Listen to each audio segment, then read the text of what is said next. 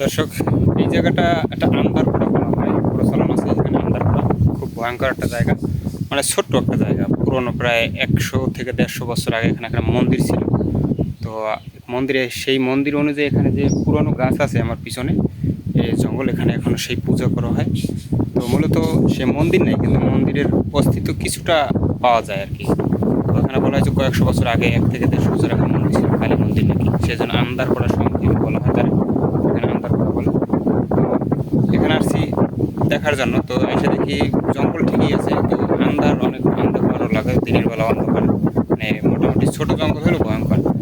আর গাছের মাথায় মৌমাছি বাসা করছে, আর পাশে একটা কলস আছে, আর উঁচু একটা জায়গা যেখানে মন্দির ছিল নাকি একটা সময়।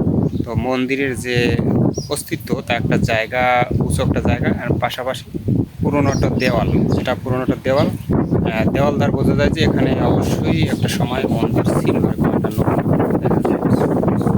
জানি না আছে কিনা, স্থানীয় যারা বলছে সেই অনুযায়ী আমরা একটু ঘুরে দেখলাম যে আসলেই যে পুরোনো জায়গাটা দেখতে ভালো লাগে, আর জঙ্গলটাও ভালো লাগে, কিন্তু ভয় আছে এখানে।